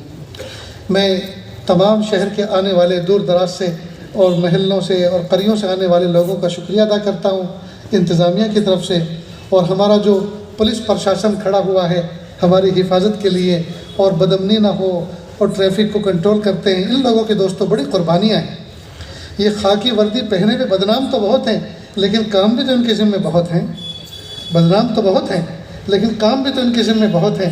ہم ان تمام کے لیے دعا کرتے ہیں اللہ ان کی بھی حفاظت کرے اور خدمت کا سلیقہ اور حوصلہ عطا فرمائے، اور انسانوں کو نفع پہنچانے کا کام اللہ ان کی ذات سے لے، اور اس طرح سے ان کی بدنامی بھی دور ہو اور اللہ تعالیٰ ان کے مرتبے کو بلند فرمائے۔ جزاکم اللہ خیر۔ حضرت انشاءاللہ ذکر بھی کروائیں گے، مناجات ہوگی اور حضرت والا کی خصوصی دعا ہوگی۔ اس سے قبل حضرت مولانا جابر صاحب سے گزارش ہے کہ وہ مختصر سا ہدیہ تشکر پیش فرمائیں، اس کے بعد حضرت والا ذکر فرمائیں گے، ذکر کے ساتھ مناجات اور خصوصی دعا بھی ہوگی۔ السلام علیکم ورحمۃ اللہ وبرکاتہ۔ نحمدہ ونصلی علی رسولہ الکریم، اما بعد فاعوذ باللہ من الشیطان الرجیم، بسم اللہ الرحمن الرحیم۔ وَإِن شَكَرْتُمْ لَأَزِيدَنَّكُمْ وَلَئِن كَفَرْتُمْ إِنَّ عَذَابِي لَشَدِيدٌ۔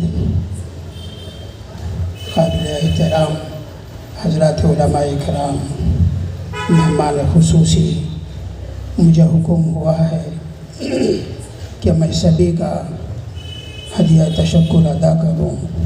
سب سے پہلے میں اللہ تبارک و تعالیٰ کے دربار میں سجدہ شکر بجا لاتا ہوں کہ اللہ تعالیٰ نے ایک عظیم ہستی کو، عالمگیر ہستی کو ہمارے درمیان میں روانہ فرمایا۔ اللہ تبارک و تعالیٰ حضرت کا سایہ ہمارے سروں پر عافیت کے ساتھ، صحت کے ساتھ تا دیر قائم فرمائے۔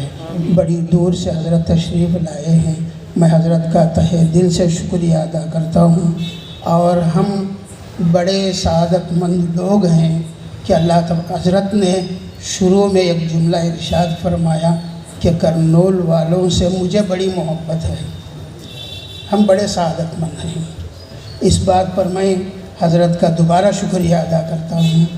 اور اسی طرح ڈائس پر تشریف فرما عزت مآب ہر دل عزیز عبدالحفیظ خان صاحب دامت برکاتہم، جن کی محنتوں اور کاوشوں سے حضرت تشریف لائے اور ہمیں زیارت کا موقع نصیب ہوا، حضرت کی باتیں اور نصیحتیں سننے کا موقع ملا۔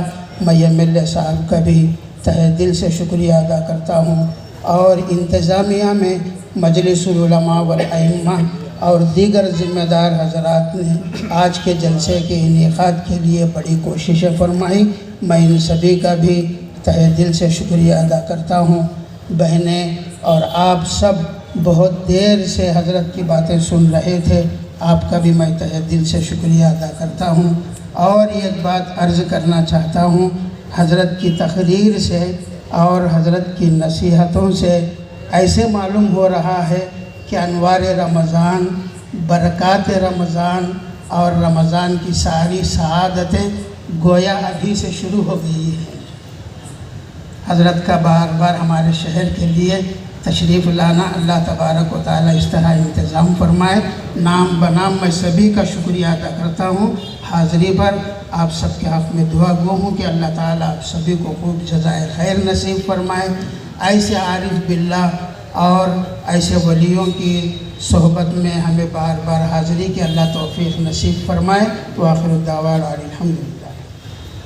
دوستو، دعا سے پہلے ایک بات سمجھ لیں، آپ نے دیکھا ہوگا جو لوگ جانور پالتے ہیں، گائے بھینس پالتے ہیں، تو ان کا چھوٹا سا بچہ بھی ساتھ میں ہوتا ہے، تو جب ان کو دودھ لینا ہوتا ہے، نکالنا ہوتا ہے، تو اس بچڑے کو سامنے کر دیتے ہیں گائے کے، بھینس کے۔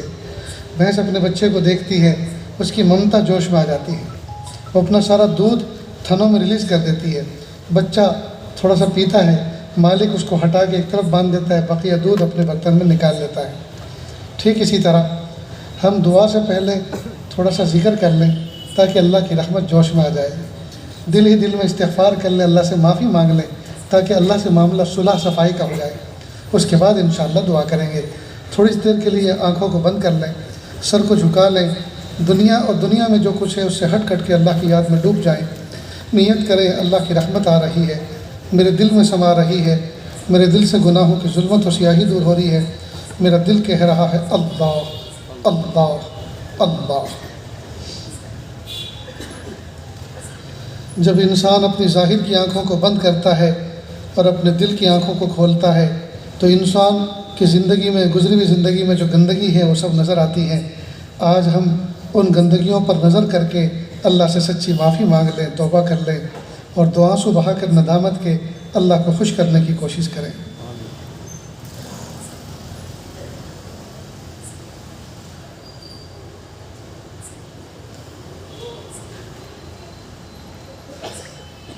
کس سے مانگیں کہاں جائیں، کس سے کہیں، اور دنیا میں حاجت روا کون ہے.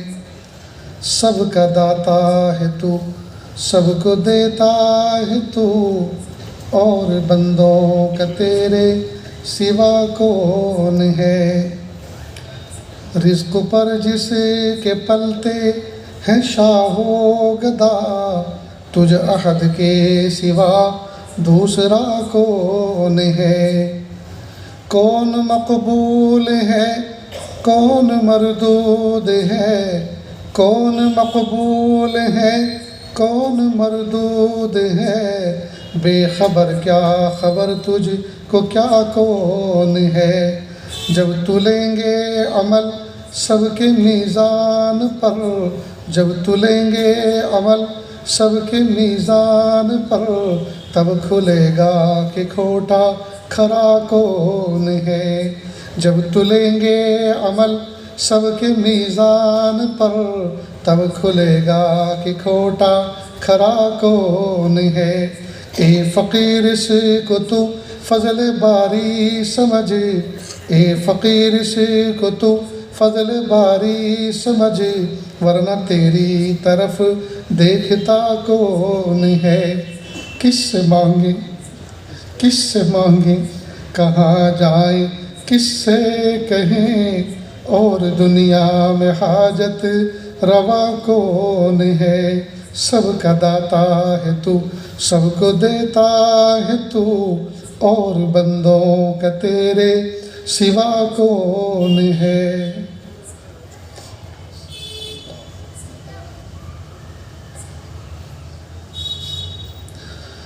لا الہ الا اللہ. ہاتھ اٹھا لیجئے، دعا کر لیں. بسم اللہ الرحمن الرحیم. لا احصی ثناء علیک انت کما اثنیت علی نفسک رب اغفر ورحم وانت خیر الراحمین. حسبی اللہ لا الہ الا ہو علیہ توکلت وہو رب العرش العظیم. اللہ جی، ہم ظاہر میں آپ کے بندے اور بندیاں ہیں، حقیقت میں نہایت گندے ہیں. اللہ ہمارے دلوں کی گندگی کو دور فرما. اللہ ہمیں اپنی بندگی کا سلیقہ عطا فرما. اللہ شرمندگی والے کاموں سے ہماری حفاظت فرما. برے دن سے، بری بات سے، بری رات سے، برے انجام سے ہماری حفاظت فرما. سوء خاتمہ سے ہماری حفاظت فرما. اللہ جی، یہ ہاتھ اٹھائے جانے کے قابل نہیں اور یہ زبان کچھ سوال کرنے کے قابل نہیں. آپ سے نہ مانگے تو کس سے مانگیں، آپ سے سوال نہ کریں تو کس سے سوال کریں. ایک کمزور ایک قوی کے دروازے پر، ایک سائل ایک سخی کے دروازے پر، ایک محتاج ایک غنی کے دروازے پر حاضر ہے. میرے پیارے اللہ، ہاتھوں کا پیالہ بنا کر اتنا بڑا مجمع آپ سے بھیک مانگ رہا ہے. یا اللہ، اتنے سارے لوگ کسی M P M L A کے دروازے پہ پہنچ جائیں تو وہ ان کو پانی بھی نہیں پلا سکتا، ان کو ایک وقت کا کھانا بھی نہیں کھلا سکتا. اے میرے پیارے اللہ، اتنا بڑا مجمع آپ کے دربار میں اللہ آپ سے بھیک مانگ رہا ہے. یا اللہ، سب سے بڑی بھیک اور سب سے اہم ضرورت یہ ہے، اللہ جی آپ ہم سب کو معاف کر دیجیے، ہم سب کو معاف کر دیجیے، ہم سب کو معاف کر دیجیے. اللہ جی، گناہ کر کر کے ہمارے نام اعمال بالکل کالا ہو چکا. اللہ، ہمیں اپنے وجود سے نفرت ہونے لگی. یا اللہ، کمر ٹوٹ چکی. یا اللہ، وہ کون سا گناہ ہے جو ہم نے نہیں کیا. یا اللہ، پہلے زمانے میں 100 سال کی عمر پانے والے لوگ بھی اتنے گناہ نہیں کرتے تھے جتنے ہم نے 20 25 سال کی عمر میں گناہ کر ڈالے ہیں. پیارے اللہ، جو گناہ کیے وہ تو کیے ہیں، اور جو نہیں کیے وہ اس لیے نہیں کیے کہ ان سے نفرت ہے، ان کے کرنے کا ارادہ نہیں ہے، لیکن ان کا ابھی موقع نہیں ملا. اگر موقع ملتا تو شاید وہ بھی کر گزرتے. ہائے میرے پیارے رب، ہائے میرے پیارے رب، آپ ہمیں معاف کر دیجیے.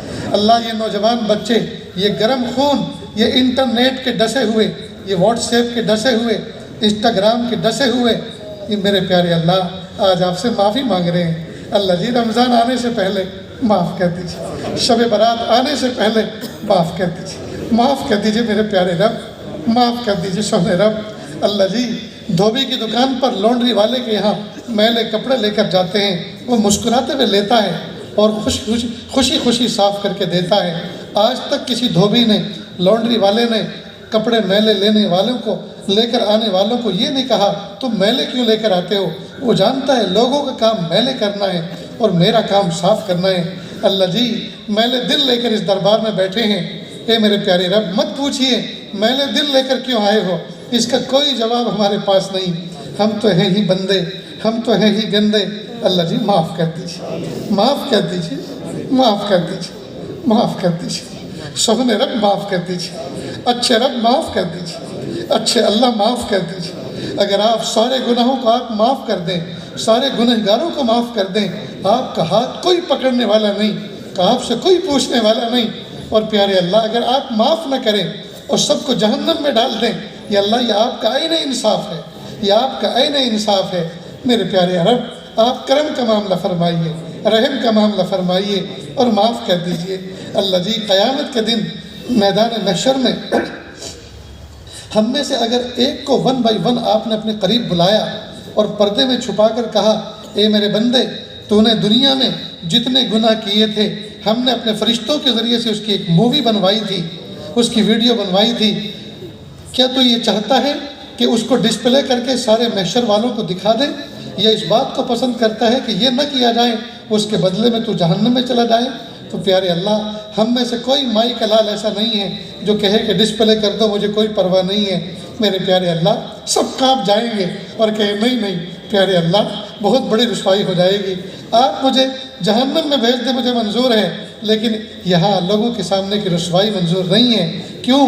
اس لیے کہ پیارے اللہ وہاں تو ماں بھی دیکھے گی، وہ ماں جس نے 9 مہینے پیٹ میں رکھا، جب ہمارا گندا چٹھا کھلے گا ماں کہے گی اچھا میرا بچہ ہو کر ایسے ایسے کام کرتا تھا، معصوم بچی بھی دیکھے گی میرے ابو ہو کر ایسے گناہ کا کام کرتے تھے، باپ بھی دیکھے گا کہے گا میں نے حلال روزی کما کر محنت کر کے اس کو پالا پوسا اور یہ ایسے ایسے گناہ لے کر آیا، اور پیارے نبی دیکھیں گے اور کہیں گے میرا امتی ہو کر ایسا سیاہ نامہ اعمال لے کر آیا۔ اے میرے پیارے رب بڑی رسوائی ہو جائے گی، بڑی رسوائی ہو جائے گی۔ اللہ جی معاف کر دیجیے، اللہ جی معاف کر دیجیے، معاف کر دیجیے، معاف کر دیجیے، معاف کر دیجیے۔ معاف نہیں کرنا چاہتے پھر بھی معاف کر دیجیے۔ آپ کو منانا اس وقت تک ضروری ہے جب تک کہ آپ من نہ جائیں، آپ کو راضی کرنا اس وقت تک ضروری ہے جب تک کہ آپ راضی نہ ہو جائیں۔ اللہ گناہ کر کر کے دل پتھر کے سل بن چکے ہیں، ایک آنسو بہانے کے لیے تیار نہیں ہیں۔ اللہ جی معاف کر دیجیے، معاف کر دیجیے پیارے رب، معاف کر دیجیے سونے رب، معاف کر دیجیے اچھے رب۔ یا اللہ اب گناہ نہیں کریں گے، اللہ جی اب نہیں کریں گے، اب نہیں کریں گے، پلیز اللہ گناہ نہیں کریں گے۔ یا اللہ آپ نے آج تک پردہ کر کے رکھا، چھپا کے رکھا، میرے پیارے اللہ اگر ہمارے گندے نام اعمال لوگوں کے سامنے کھل جائیں، یا اللہ ہمیں سلام کرنا تو دور ہماری طرف تھوکنا بھی پسند نہیں کریں گے لوگ۔ اللہ ہم اتنے گندے ہیں، آپ نے کیسا چھپا کے رکھا ہے، یا اللہ کیسی پردہ پوشی کر کے رکھی ہے۔ یا اللہ یہ پردے کی چادر، یا اللہ یہ پردہ پوشی کی چادر جیسے دنیا میں چھپا کے رکھی، اللہ آخرت میں میدان محشر میں بھی چھپا کے رکھی ہے۔ میرے پیارے اللہ اس محفل میں نہ جانے کتنے دکھیارے، نہ جانے کتنے غم کے مارے بیٹھے ہوئے ہیں۔ اللہ سب کے دلوں کے اندر کچھ پرابلم ہے، پریشانیاں ہیں، مخلوق کے سامنے کہہ بھی نہیں سکتے، دل میں رکھ کر سہ بھی نہیں سکتے۔ اللہ سب کی دل تمناؤں کو پورا فرما، سب کے ارادوں اور مرادوں کو پورا فرما۔ اللہ کتنے ایسے ہیں جن کے نکاح ہوئے زمانہ گزر چکا، میاں بیوی میں آج تک محبت پیدا نہ ہو سکی، اللہ سچی محبت پیدا فرما۔ یا اللہ کتنے ایسے ہیں جن کا نکاح ہوئے کئی سال ہو چکے، گود اولاد سے خالی ہے، اللہ نیک سال اولاد عطا فرما۔ یا اللہ ہنستا کھیلتا کھلونا عطا فرما، بیٹی بھی عطا فرما، بیٹے بھی عطا فرما۔ میرے پیارے اللہ کتنے بے گھر بے در بے سہارا ہیں، ان کو سکون و سہارا عطا فرما۔ اللہ چھوٹے چھوٹے پرندے بھی اپنے ذاتی آشیانے بنا کر رہتے ہیں، وہ کسی کے کرائے کے گھونسلے میں نہیں رہتے۔ اللہ حضور کی امت میں جو لوگ کرائے کے مکانوں میں رہتے ہیں، اللہ ان کو ذاتی آشیانے، ذاتی گھر عطا فرما۔ میرے پیارے اللہ کتنے بیمار ہیں ان کو شفا عطا فرما، یا اللہ کتنے مقروض ہیں قرضوں کی ادائیگی کی شکلیں پیدا فرما۔ اللہ ہمارے قرضے بڑے نہیں ہیں، آپ کے خزانے بڑے ہیں۔ اللہ ہماری بیماریاں بڑی نہیں، آپ کی شفا بڑی ہے۔ ہماری پریشانیاں بڑی نہیں، آپ کی رحمت بڑی ہے۔ اللہ آسانی کا معاملہ فرما۔ رب کریم رمضان مبارک کا مہینہ آ رہا ہے، یا اللہ کچھ بچے ایسے ہیں اس رمضان میں ان کے امی ابا نہیں ہیں، یا اللہ ان کے والد فوت ہو چکے ہیں، یا اللہ جب شام کا وقت ہوگا اور لوگ بازار سے افطار کا سامان لے کر آئیں گے اور پورے محلے میں یا اللہ وہ تلی ہوئی چیزوں کی خوشبو مہکتی ہوگی، یا اللہ وہ یتیم بچہ دروازے پہ بیٹھا ہوا دیکھتا ہوگا کہ میرے ابو بھی سیم ٹائم پر بازار سے کچھ تلی ہوئی چیز لے کر آیا کرتے تھے، آج دیکھو سب لوگ اپنے گھروں میں لے کر آ رہے ہیں لیکن میرے گھر کی طرف کوئی قدم چل کر نہیں آ رہا۔ وہ بچہ روتے ہوئے ماں کے پاس جائے گا اور کہے گا امی ہمارے گھر میں افطار لانے والا کوئی بھی نہیں رہا۔ ماں کہے گی بیٹا دیکھو ایک کھجور کا میں نے 2 ٹکڑے کر کے رکھے ہیں، ایک میں کھاؤں گی ایک آپ کھا لینا، اور یہ تازہ پانی پی لینا اور اس طرح سے روزہ افطار کر لینا۔ میرے بیٹا اللہ کی طرف سے یہی دن دیکھنے مقدر تھے، تو اللہ تعالیٰ اس کا بدلہ آخرت میں عطا فرمائیں گے۔ اے میرے پیارے رب امیروں کے دل میں الہام کر دیجئے جب وہ اپنے گھر میں افطار کا سامان لے کر آئیں، ایسے یتیم اور بیوہ اور مسکینوں کے گھر میں بھی افطار کا سامان پہنچائیں۔ اے میرے پیارے رب امیروں کے بچے چھوٹے چھوٹے کھلونے سے کھیلتے ہیں، امیر جب اپنے بچوں کو ٹوائز دلائیں اللہ ان کے دل میں الہام کر دیں کہ وہ 1-2 کھلونے اور زیادہ خرید کے لائیں تاکہ یتیم بچوں کے گھر میں پہنچائے جا سکیں، یا تو پھر اپنے بچوں پہ پابندی لگائیں خبردار جو تم نے ڈور کے باہر کھیلنا شروع کیا اس لیے کہ محلے میں یتیم بچے رہتے ہیں، وہ تمہارے کھلونوں کو دیکھ کر ان کو اپنے امی ابا کی یاد آ جائے گی، ان کا دل ٹوٹ جائے گا، تمہارے کھلونے ان کے آنکھوں میں آنسو کا باعث بنیں گے۔ خبردار باہر مت کھیلنا، گھر میں کھیلنا۔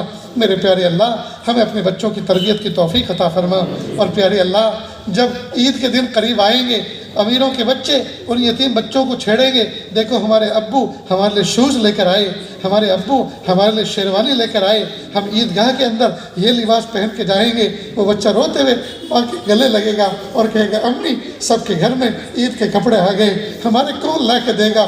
ماں کہے گی بیٹا جو ہستی لا کے دیا کرتی تھی وہ تو اللہ کی رحمت پہ چلی گئی، پچھلے سال کے کپڑے دھو کر پریس کر کے میں رکھوں گی، تم اسی میں عید کی نماز پڑھ لینا۔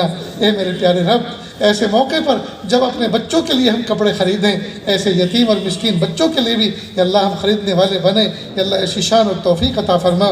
میرے پیارے اللہ بہت سی بچیاں شادی شدہ ہیں لیکن سسرال میں ان کو راحت نہیں مل رہی، سکون نہیں مل رہا، یا اللہ ان کو سکون اور راحت والی زندگی عطا فرما۔ کئی مرتبہ رو کر اپنی امی کو فون کرتی ہے اندھیری رات میں، امی میں چھپ کے آپ کو فون کر رہی ہوں، پلیز مجھے اتنا بتا دو کہ ابو کو میں نے کوئی تکلیف دی تھی کیا؟ ایسے ظالم کے ساتھ میرا نکاح کر دیا جو مجھے تکلیف دیتا ہے، امی پلیز مجھے اس جہنم سے لے جاؤ، اب میں زندگی بھر ایک کام والی کی طرح آپ کے گھر میں رہ کر خدمت کروں گی، اور مجھے دروازے کے باہر چارپائی ڈال دینا تاکہ سب لوگ سمجھیں ان کے گھر میں ایک کام والی رہتی ہے، دروازے کے باہر وہ سوتی ہے اور پہرا دیتی ہے، جب بھی کوئی آئے تو مت کہنا کہ یہ ہماری بیٹی ہے، یہ کہنا یہ ہمارے کام والی ہے، لیکن امی پلیز مجھے اس سسرال میں مت بھیجنا، یہ میرے لیے جیتے جاگتے جہنم ہے، میرا شوہر مجھے مارتا ہے، پیٹتا ہے، ٹھوکریں مارتا ہے۔ میرے پیارے رب ہماری بچیاں جو اس طرح سے سسرال میں قسم پرسی کی زندگی گزار رہی ہے، یا اللہ ان کو سکون کی زندگی عطا فرما، محبت کی زندگی عطا فرما، یا اللہ جن کے گھروں میں جوان بچے اور بچیاں عمر کو پہنچ چکے ہیں ان کو نیک سارے رشتے عطا فرما، جن کے رشتے ہو چکے سادگی سنت و شریعت کے مطابق نکاح کرنا آسان فرما، اور جن کے نکاح ہو چکے ہیں نیک صالح اولاد عطا فرما، اور جن کی اولاد بڑی ہو چکی نکمبی ہو گئی اللہ اولاد کے دکھوں سے حفاظت فرما، اللہ اولاد کے دکھوں سے حفاظت فرما۔ پیارے اللہ وہ بچے کتنے خوش قسمت ہوتے ہیں جو 2 پیسے کماتے ہیں اور جمع کر کے رکھتے ہیں، اور بوڑھے ماں باپ کو حج پر لے کر جاتے ہیں، انگلی پکڑ کے طواف کرواتے ہیں، صحیح کرواتے ہیں۔ 9 ذی الحجہ کو میدان عرفات میں یہ نوجوان بچہ اپنے بوڑھے ماں باپ کی گود میں سر رکھتا ہے، کہتا ہے امی ابو پلیز ہمیں معاف کر دو، میں نے جوانی میں تمہیں گالی بھی منہ سے نکالی، جوانی میں کبھی ہاتھ بھی اٹھا دیا، امی اگر آپ نے معاف نہ کیا آج اللہ میدان عرفات میں مجھے معاف نہیں کریں گے، یہ حقوق العباد ہے، پلیز مجھے معاف کر دو تاکہ رحمت کا جو دریا بہے گا اللہ کی طرف سے میں بھی اس میں بخشا جاؤں۔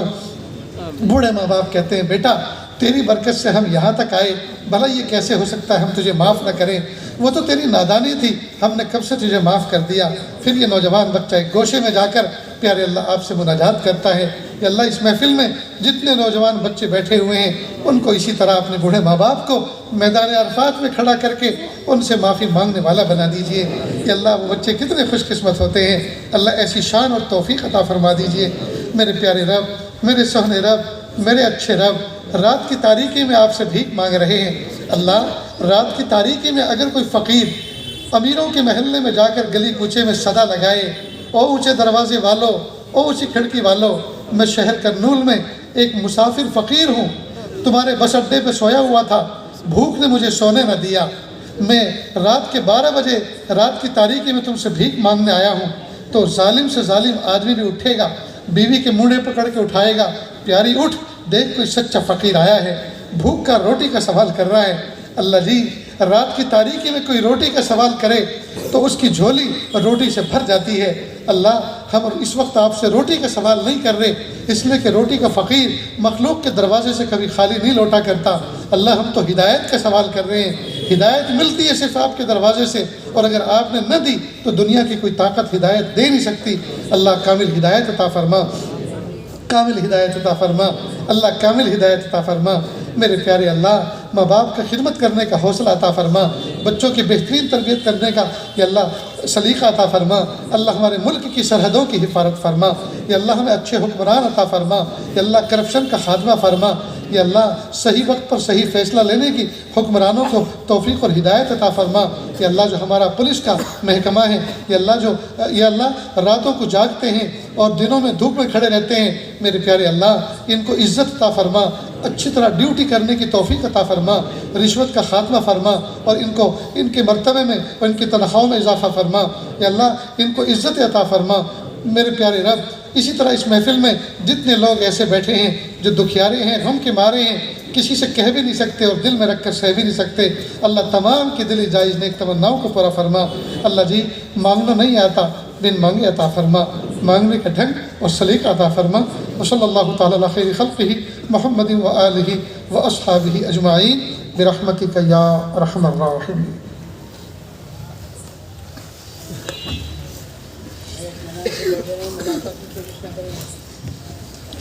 السلام علیکم ورحمۃ اللہ وبرکاتہ۔